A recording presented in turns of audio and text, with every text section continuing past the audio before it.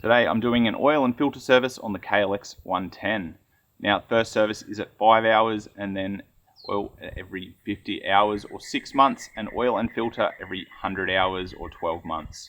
You can also keep an eye on the oil quality and the oil level using the sight glass on the side of the bike. To do the service I've got an oil pan and filter, fresh oil, a new filter, a O-ring for the filter housing, a new crush washer for the drain plug, a socket set and a torque wrench. Because we're doing the filter as well as the oil, we've got to take the bash plate off the bottom. If you're just doing the oil, you can access the drain bolt from underneath and you don't need to take this off. The bash plate just has 4 bolts, 2 8mm and 2 12mm underneath. With the bash plate off, I'm going to warm the engine up for about a minute.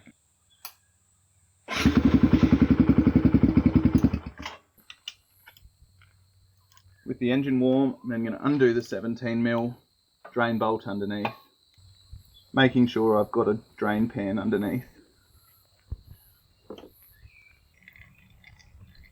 Next I'm going to undo the oil filter housing with the 2 8mm bolts holding it in.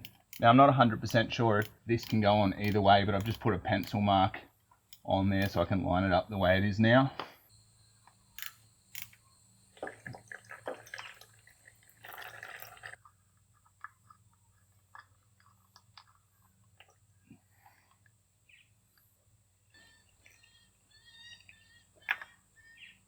So this is the filter housing. Be mindful not to lose that spring in there.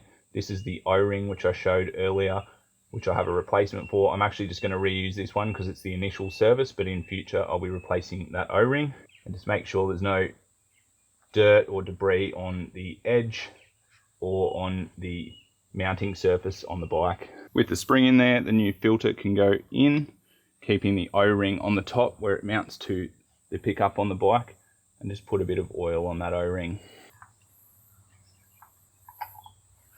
Housing with the filter in it can then go back on the bike. Torque specs for these are 5.2 Newton meters. If you don't have a torque wrench though, don't worry, just don't over tighten it. Put a new crush washer on the drain plug, then reinstall the drain plug. This one's got a torque of 29 Newton meters.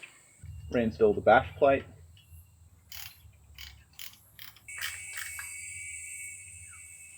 And finally, we can refill the bike with 10W40. When you're changing the filter, the bike takes 1 litre. If you're just doing a change without changing the filter, it's just 900 mils.